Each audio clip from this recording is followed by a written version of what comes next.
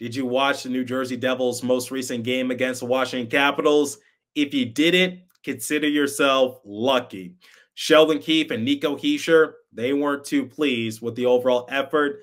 And also, let's talk about Seamus Casey and his future with this team.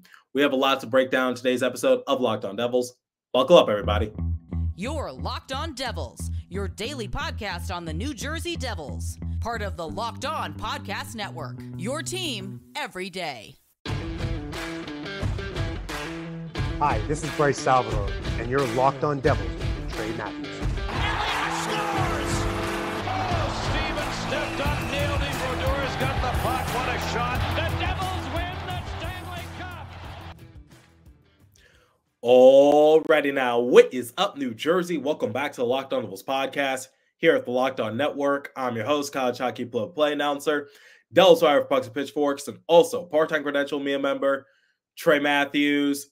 My apologies for being MIA the last few days. Unfortunately, I came down with a cold and it's left me sidelined the last week or so. While I'm not at 100%, I feel like I'm strong enough to share my thoughts on the New Jersey Devils and record today's episode.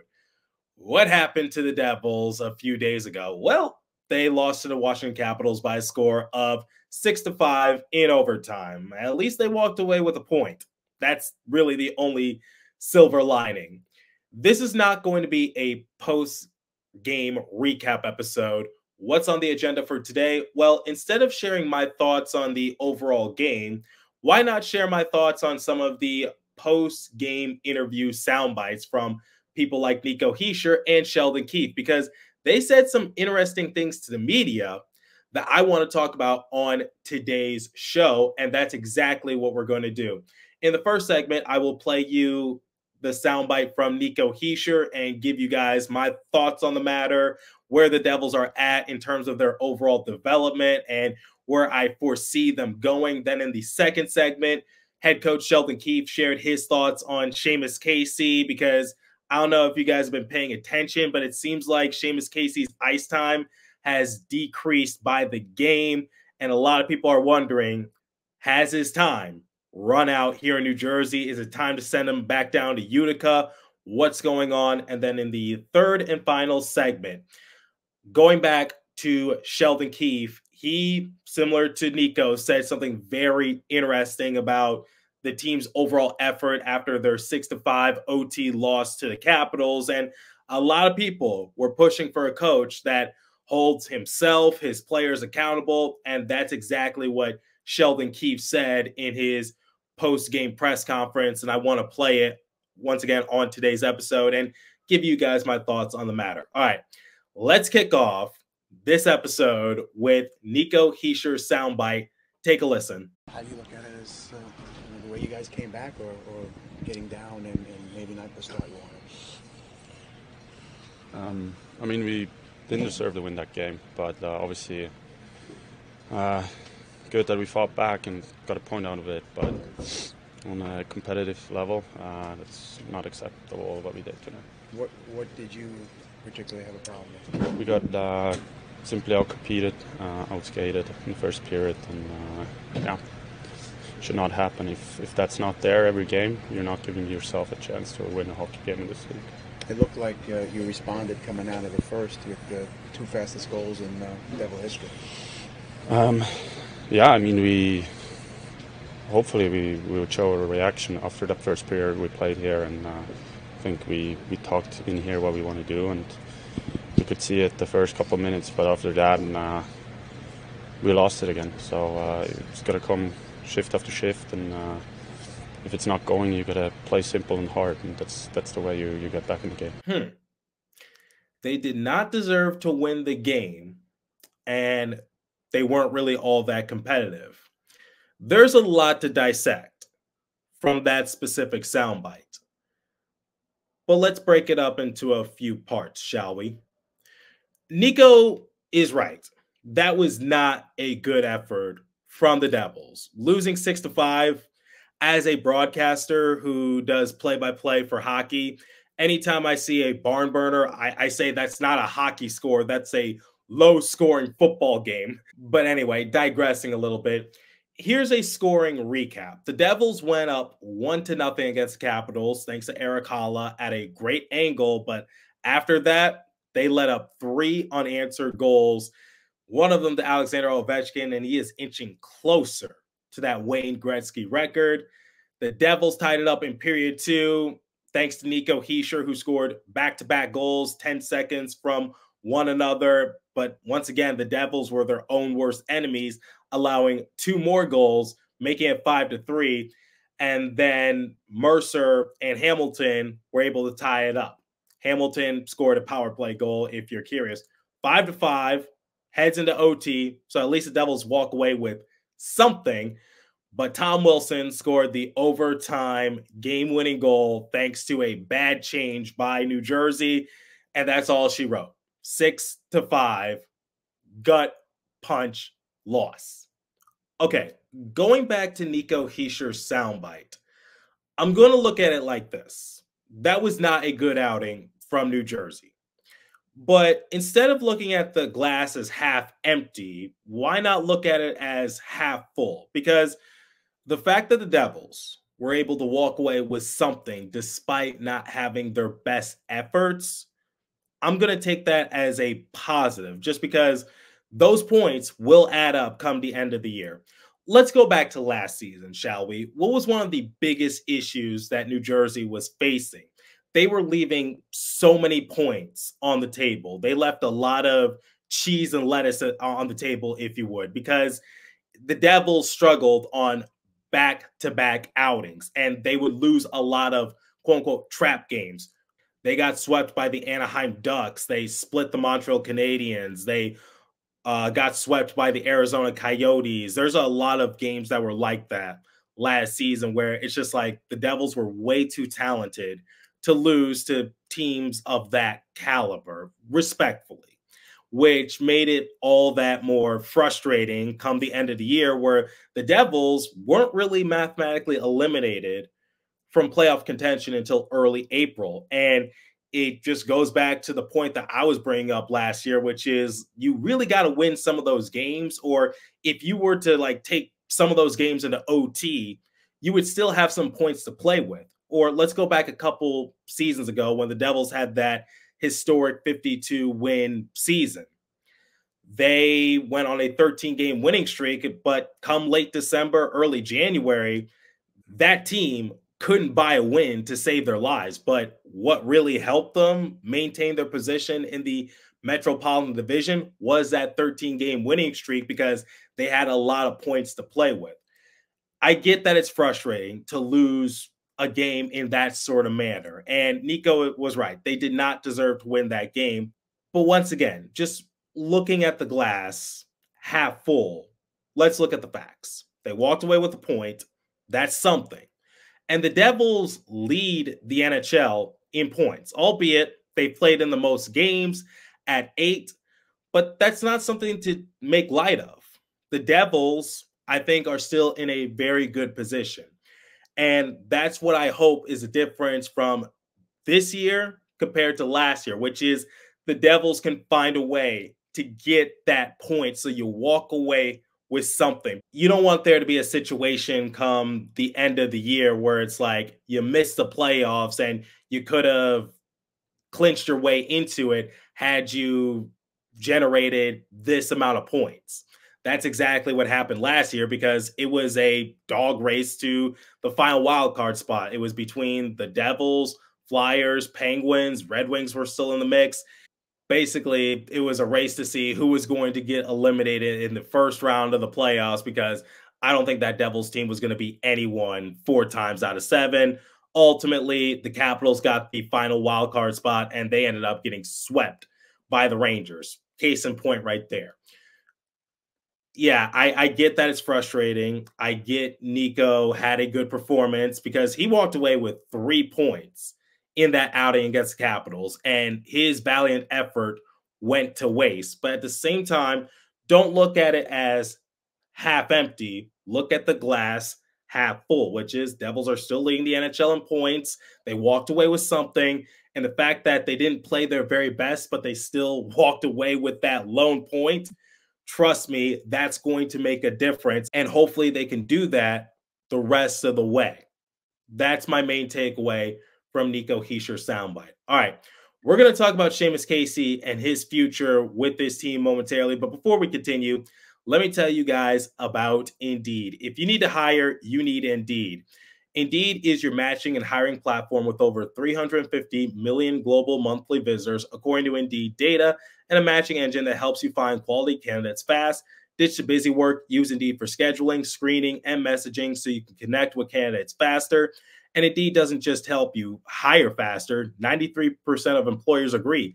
Indeed delivers the highest quality matches compared to other job sites, according to a recent Indeed survey. I've actually used Indeed before to book myself some play-by-play gigs, and I use it to this very day. Listeners of the show will get a $75 sponsored job credit to get your jobs more visibility at Indeed.com/lockedon. Just go to Indeed.com/lockedon right now and support my show by saying you heard about Indeed on this podcast. Indeed.com/lockedon. Terms and conditions apply. Need to hire? You need Indeed. Okay. I don't know if you guys have been paying attention the last couple of games, but have you noticed that Seamus Casey has been getting less and less ice time, less and less shifts as the game progresses? A lot of people amongst the Devils media realize that, and when Sheldon Keefe was asked about it post-game against the Capitals, here's what he had to say. Coach has noticed a decreasing amount of time for Seamus Casey on the ice. What's your thoughts for that? Well, just it's he struggled the last little bit, so that's just, Ryan McGill has a feel for the D in the back, and he's trying to make it all work. To me, Casey has done a really good job here. We've talked about it, how impressed I've been with him. To me, it looks like the schedule's eating him up. Not just him, probably our whole team. We just played 6 games in 10 days. And that's a kid that's not only not played in the NHL before, he's played a college hockey schedule. So this is all unheard of. So I think that's kind of, for perhaps our whole group shows up. But for a young guy like Seamus, it's been kind of piling on. And then, it happens when the coach loses some confidence in you. It's hard to kind of get going. From a point standpoint, Casey has appeared in 8 games, registered 3 goals, 1 assist for a grand total of 4 points. Keep in mind, his first 3 goals came within 5 games. But when looking at Seamus Casey as a whole, a lot of people, including myself, have been rather impressed with his confidence, his cadence. He's looked calm, cool, and collected out there. I'm not the only one that's used those type of words to describe his game. I've spoken to Chico Resch about it. Chico's been impressed with his development as a young player. NHL Network, they were raving about it when the Devils were in Prague. Basically, Seamus Casey didn't look out of place when he suited up in his first couple of NHL games. But now, as we're not even deep into the season, I'm speaking like we're 50 games in, but as the Devils start to settle back into North America and the scheduling is now getting real, we've noticed that Seamus Casey hasn't really been getting the same amount of shifts as he did a few games ago. And you just heard that soundbite from Sheldon Keefe, which is giving me an indicator that once the Devils get fully healthy, once they get Brett Pesce back, once they get Luke Hughes back, Seamus Casey might be the odd man out. We've actually been discussing this in the Pucks and Pitchforks group chat, determining what does the future hold for Seamus Casey. All right. Let me give you guys my thoughts on Seamus Casey and what the Devils should do with him, because some people are forgetting that Luke Hughes and Brett Pesce haven't made their season debuts yet. And now it's a good problem to have, but it's just like, what's going to happen to players like Seamus Casey, Shimon Nemec? How is the lineup going to form once everybody is back at full strength? Well, here's the thing, guys. I know I cover the Devils. I know I'm a part-time credentialed media member, but at the end of the day, I'm a fan of the Devils, and I think anybody will tell you that they're also a fan of the Devils who covers them. And not just the Devils, but sports in general. If you know someone who covers a particular sports team, most likely they're a fan of that particular sports team, or they're a fan of the sport in general. Like, you don't just cover sports to cover sports as a 9 to 5 to make ends meet. No, you do it because you genuinely like sports. At least that's my perspective. So I'm going to give you two different takes. One is a take as a fan, and the other is a take as a journalist. All right. My take as a fan for Seamus Casey, he's been incredible. Yes, there's going to be growing pains, but he's trying to establish himself in this league. And for any rookie, it's never peaches and cream. It's never sunshine, lollipops, and rainbows. There's always going to be some sort of turbulent path. There's always going to be the rookie wall. There's always going to be a string of games in which maybe they're not putting their best foot forward, but they're trying to get adjusted to the best of the best. And traveling can certainly take a toll on them. The point I'm just trying to make is that when it comes to like rookies, there's always going to be growing pains. And Seamus Casey is no exception. We saw the same for Luke Hughes and Shimon Nemec last season. My take as a fan is like, hey, keep Seamus Casey in the lineup. He's produced more times than not. And his defense, while it's not the best, I don't think it's putrid, if I'm being completely honest. Keep him. But if I'm looking at it from a journalistic perspective, here's what I think the Devils are going to do. Seamus Casey might become the odd man out because I've been seeing pictures make its way on social media that Luke Hughes and Brett Pesce are practicing a lot more. If I had to make an educated guess, take what I say with a grain of salt. I think Brett Pesce is going to return any day now. Not a matter if, just a matter of when. I wouldn't be surprised if within the next few days the Devils say, hey, Brett Pesce is good to go. But like I said, that's just my educated guess. Luke Hughes, it might take another few weeks if I'm being honest. And when you have to factor in Brett Pesce entering the lineup, it's just like, who do you take out the lineup? That might have to be Seamus Casey. And here's the thing. I wouldn't mind if Seamus Casey is sent down to the AHL, quite honestly, because you heard it in that soundbite from Sheldon Keefe. He believes that the scheduling is catching up to Casey, and the Devils haven't even played 10 games yet. We're not even a quarter of the way done with the season, and the fact that the head coach is saying that the scheduling is already catching up to Seamus Casey, that says something. And the state of which the Devils are in, they don't have time to be patient with Casey, at least for this season. The reason is like the Devils are trying to compete. They're trying to contend. So their main priority is to not develop rookies. It's to develop the veteran players, the star players. So that way the Devils could be the ones hoisting the cup at the end of the season. And also, you have to factor in seniority. I've been seeing a lot of people saying, like, why not send down Shimon Nemec? Well, here's the thing. If Seamus Casey, let's just say he stays on the roster and he's the go-to guy, you're making the same mistake as you did last season with Shimon Nemec and Luke Hughes. You put way too much pressure on their shoulders, and as a result, your defense is not going to be all that strong as the season progresses, because they are going to make mistakes. They are going to be fatigued. They are going to be gassed.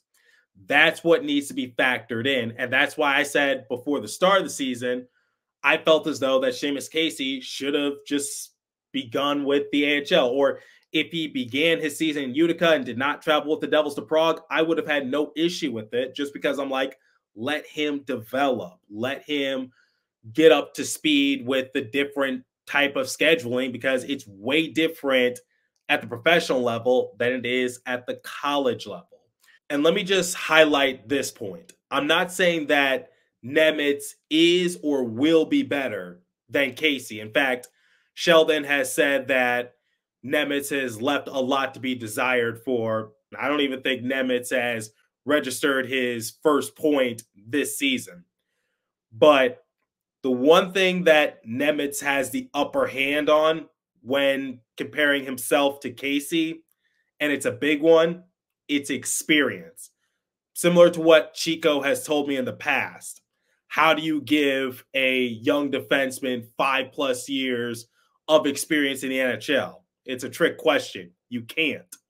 And unfortunately, you can't give Casey 1 year of NHL experience because he hasn't had it yet. He's experiencing it right now. But you know who's already experienced the grueling 82-game schedule and having to go through the ups and downs of a season? It's Nemec. That's what I mean by seniority. So once again, I am a big fan of Seamus Casey, and I've been rather impressed. But for his sake, for the Devils' sake, and also the fact that he is a rookie and Shimon Nemec will take priority over him, I think Seamus Casey, similar to what we've been saying in the Pucks and Pitchforks group chat, he might be the odd man out and get sent down to Utica once the Devils become fully healthy again. That's just my perspective. That's just the way I think the Devils are going to go. I can't confirm or deny that, but that's the gist I got from what Sheldon Keefe was saying and basically just trying to put 2 and 2 together. Let me know what you guys think about Seamus Casey and what the Devils should do with him. All right, before I play another soundbite from Sheldon Keefe, let me tell you guys about FanDuel. Hey, NFL fans, you can start the season with a big return on FanDuel, America's #1 sports book. So when you get a hunch in the middle of the game, you can check out the latest stats, view live play-by-play, and so much more on the same page where you place your bets. You'll get started with $200 in bonus bets guaranteed when you place your first $5 bet. That's FanDuel.com. Visit FanDuel.com to look at the odds, and please remember to always gamble responsibly. Okay, here's what Sheldon Keefe had to say about his team's effort after their 6-5 overtime loss to the Caps. Take a listen. Coach, your overall thoughts on the start and then just the way you had to battle back tonight? Love that we had the wherewithal to find our way back, both in the second and the third period, but not even close to good enough in any area of the game tonight. What was maybe the thing that most jumped out to you? The compete level? Was it shots? We lost every battle. We were late. We lost every battle. What can you say about particularly that start of the second period and what Nico was doing there, trying to almost will the team? Captain-like, isn't it? I mean, it's yeah, it was impressive. It was unfortunate that we don't get rewarded more from that, and we can't take off and not look back from there. That's a disappointing part, but the other disappointing part is Nico gets the bad line change in overtime that ends up leading to the goal against, because we're not even close to even being in that position without Nico's effort here tonight. He was one of the standouts in the game, probably one of the very few. All right, to close out today's episode, I wanted to play that soundbite because I told you guys that I think Sheldon Keefe is the right man for the job. Now, was he my first choice? No. I said that I think New Jersey should go with Craig Berube.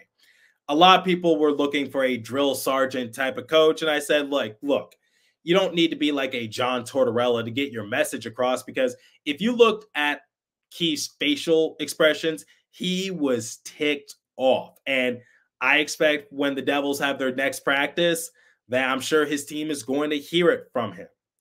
And I really respect that from Sheldon Keefe. I think he's been doing a pretty good job behind the bench. And like I said, the fact that this team is not satisfied with just registering 1 point against the Capitals in this overtime loss, I think it really shows the goals that they have set for themselves. And I think accountability is certainly there.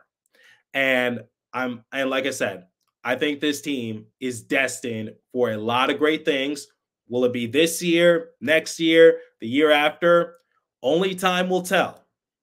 But I really like how certain things have come into fruition. I love how productive players like Stefan Nason, Paul Cotter, Eric Haula have been. I like that Jesper Bratt, Timo Meier, Nico Hischier, they've been registering a decent amount of points. Still waiting for Jack Hughes to really elevate to that superstar status, but I don't really know what's going on with Jack for the time being. He's doing good, don't get me wrong, but to Jack Hughes' standards, I think we expect just a little bit better. We'll see what happens, but for right now, I like where this Devils team is at, and I really respect head coach Sheldon Keefe for holding himself accountable, his players accountable, and I think it should show you what the team culture is for New Jersey moving forward. Let me know what you guys thought of the sound bites I played, ranging from Nico's frustrations, Sheldon's frustrations, and also what do you think the future is like for Seamus Casey? I'm curious to hear your thoughts. Leave a comment down below if you're watching on YouTube. If you're listening on a podcast streaming service, hit me up on my personal X Page app at TreyMatt4 or the show's X Page app at Locked On Devils. As for today's episode, that's all the time I have for you. Continue to stay safe. Have a wonderful day, New Jersey. Go Devils. I'll catch you guys in the next episode. Thanks for listening once again.